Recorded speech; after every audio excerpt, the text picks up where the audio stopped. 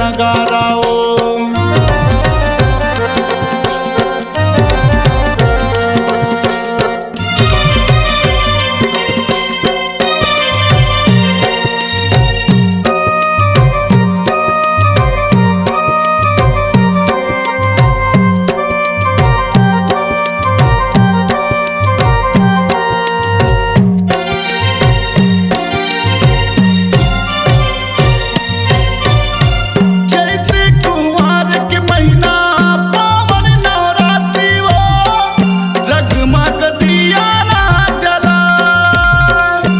जगमग दिया ना जलाए,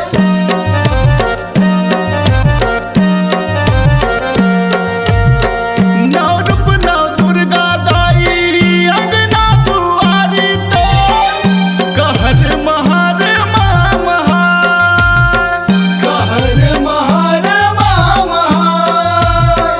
नौ रूप नौ दुर्गा दाई अंगना दुआरी तो रात नव दिन ले सेवाला बजावे वो पंडा पुजारी तोर आरती सजावे वो।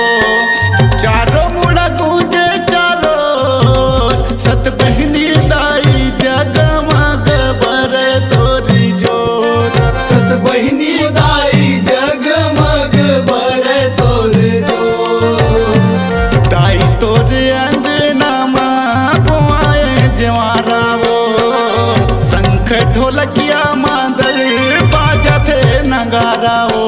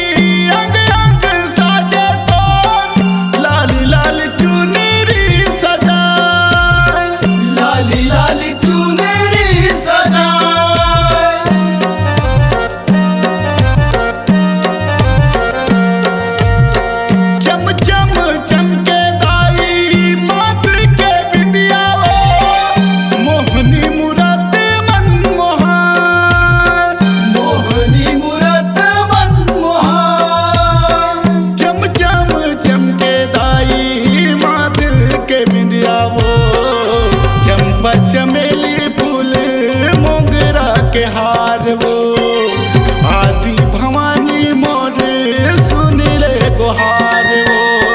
छुपत है दुआरी परवा तो महामाया दाई जगमग बर जग जोत, महामाया दाई जगमग बर जग जोत। दाई तोर अंगना ताक दिन बाजते नगाराओ। दाई तोर भुवन बोआए जवारावो, ताक दिन बाजते नगारावो। चारों मुड़ा गूंजे चारो सत बहिनी दाई जगमग बरे तोरी जोत, सत बहिनी दाई जगमग बरे तोर जोत। महामाया दाई जगमग बरे तोर जोत, सर्वमंगला दाई जगमग बरे तोर जोत। मुर महामाई जगमग बरे तोर जोत। दोस्तों, छत्तीसगढ़ अब आपकी आवाज में झूमेगा। ऑडियो वीडियो रिकॉर्डिंग के लिए चले आइए SLV स्टूडियो चकरभाठा बिलासपुर। सोहन लाल वर्मा जी के द्वारा प्रस्तुत। Phone number 9826740060। आप संपर्क करें।